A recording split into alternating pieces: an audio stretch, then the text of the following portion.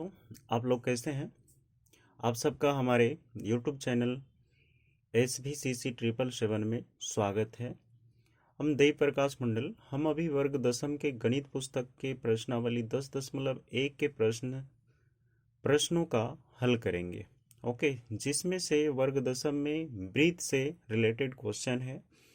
तो ब्रीथ में क्या क्या आता है इसके बारे में जान लीजिए। 3 तरह के जो आते हैं ब्रीथ को हम पढ़ेंगे, उसके बाद हम फिर हल करेंगे। तो देखिए, पहला क्वेश्चन में क्या कहता है 10.1 में कि एक ब्रीथ की कितनी स्पर्श रेखा हो सकती है। तो ब्रीथ है, स्पर्श रेखा बहुत सारे हो सकते हैं। ओके, तो एक बाहर से इधर से इधर से इधर से, फिर ऐसे ऐसे ऐसे स्पर्श रेखा बहुत तरह से होते हैं। छेदक रेखा भी है, प्रतिछेदक रेखा भी है। ओके, तो स्पर्श रेखा क्या होगा, इसका आंसर आ जाएगा अपरिमित रूप से अनेक, अपरिमित रूप से अनेक स्पर्श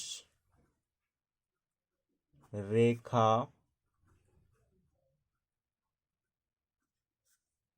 होते हैं। आपको जितनी आवश्यक होगी उतनी बनेगी, ठीक है ना। चलिए नेक्स्ट क्या कहता है, रिक्त स्थानों की पूर्ति कीजिए। किसी वृत्त की स्पर्श रेखा उसे बिंदु पर प्रतिच्छेद करती है। तो चलो देखो भाई कि एक हमने वृत्त बनाया, एक स्पर्श रेखा इस जगह पे हम खींच दिए। तो किसी वृत्त की स्पर्श रेखा उसे बिंदु पर प्रतिच्छेद करती है। तो कितने बिंदु पर प्रतिच्छेद करती है, एक बिंदु पर।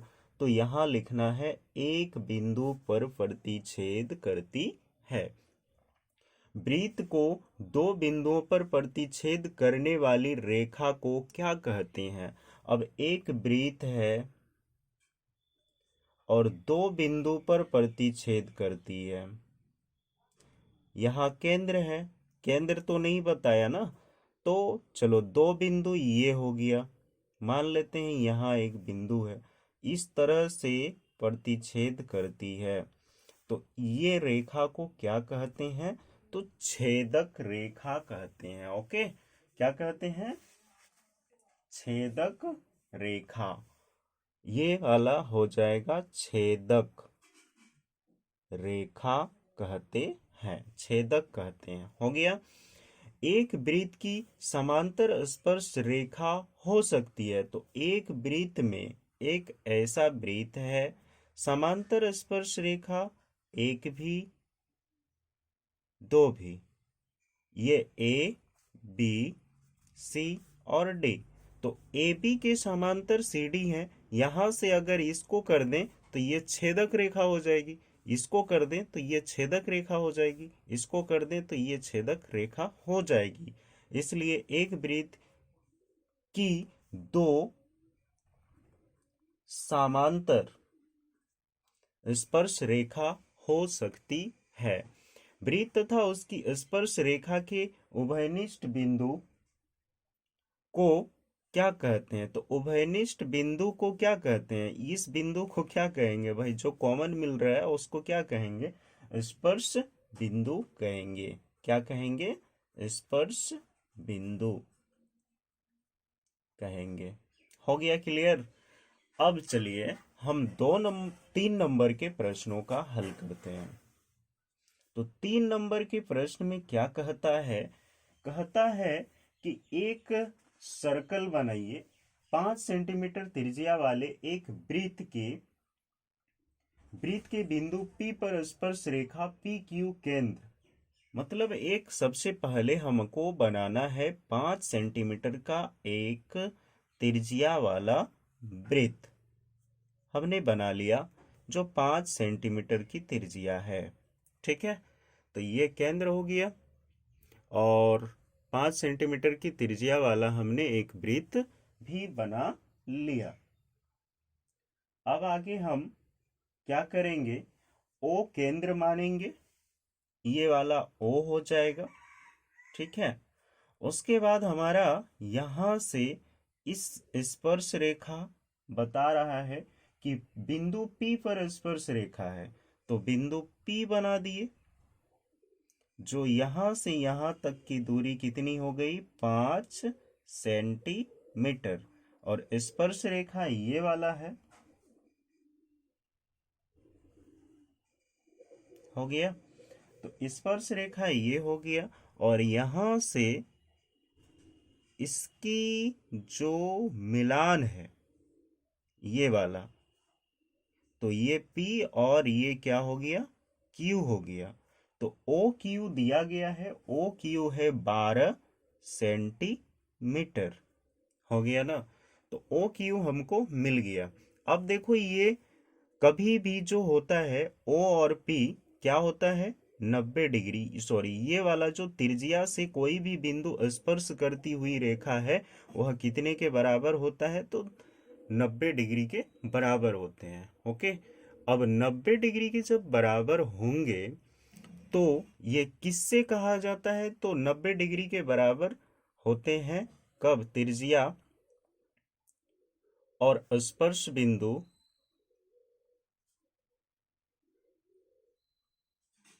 रेखा में 90 डिग्री के बराबर होते हैं। यह 10.1 परिमेय से कहा जाता है। किससे कहा जाता है? 10.1 परिमेय से। ओके, तो यहाँ पे क्या करना है? हमको निकालने के लिए बोला है पी क्यू की दूरी निकालिए, यानी पी क्यू की लंबाई ज्ञात कीजिए। तो देखो, पाइथागोरस प्रमेय का प्रयोग करेंगे। तो पाइथागोरस प्रमेय में क्या आता है? ओ क्यू आ जाएगा, ओ क्यू का स्क्वायर बराबर में क्या आ जाएगा? ओ पी का स्क्वायर, ओ पी का स्क्वायर प्लस में क्या आ जाता है? पी क्यू का स्क्वायर। ओके, अब ध्यान रहे कि ये वाला होता है पाइथागोरस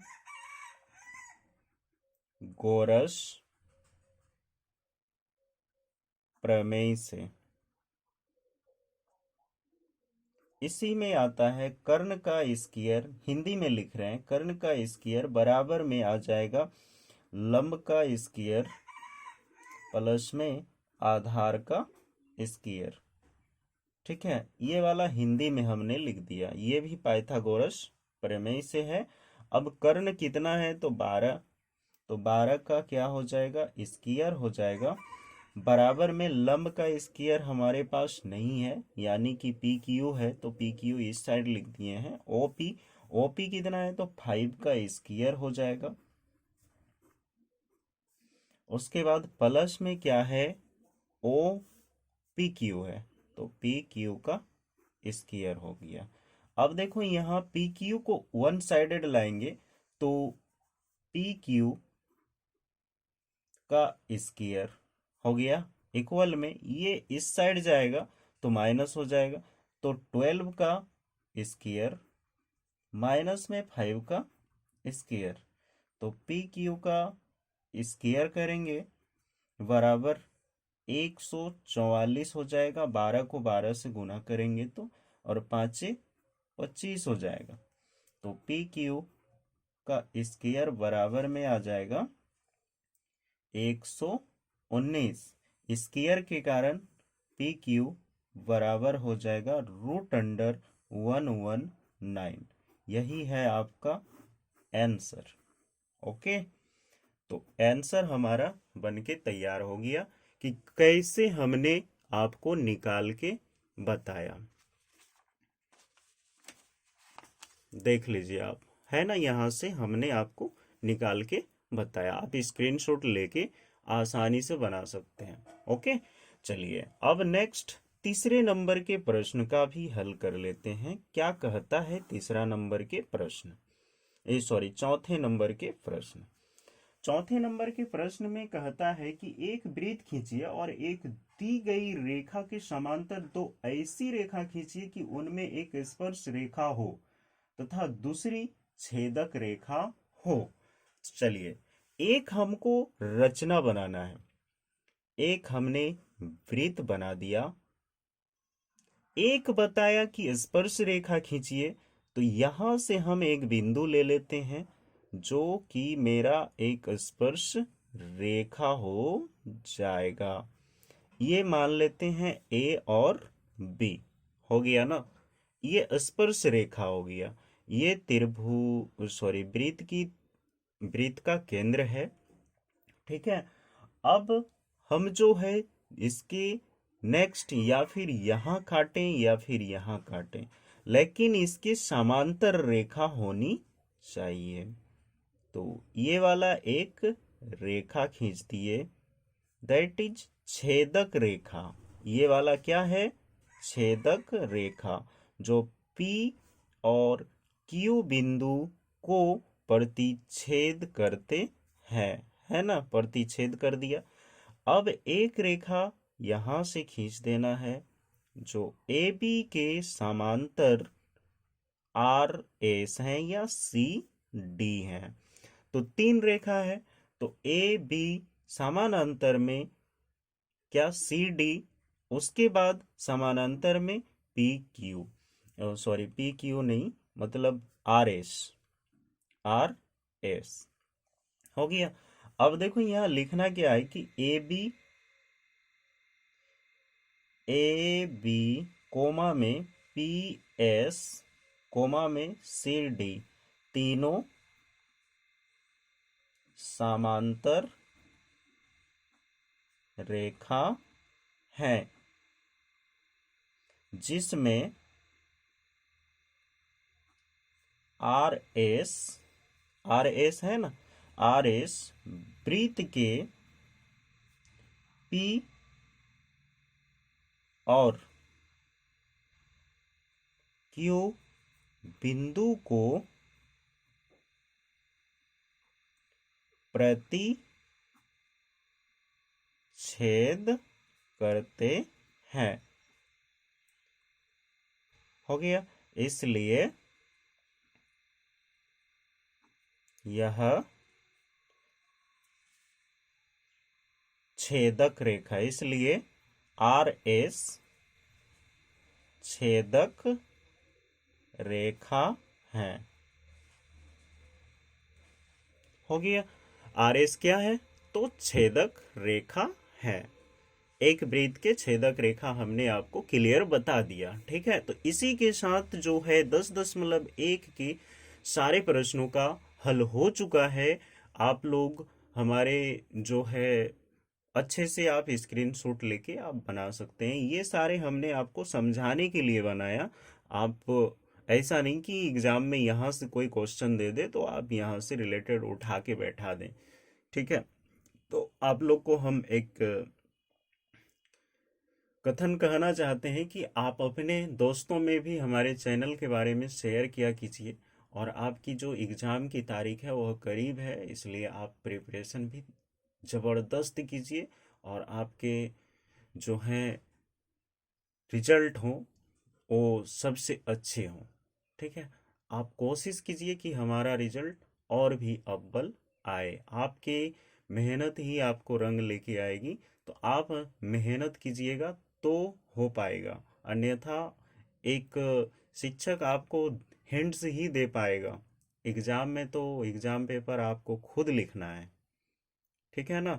तो आप थोड़ा सा क्या पूरा से पूरा मेहनत कीजिए और अच्छे नंबरों से पास कीजिए। Thank you for watching.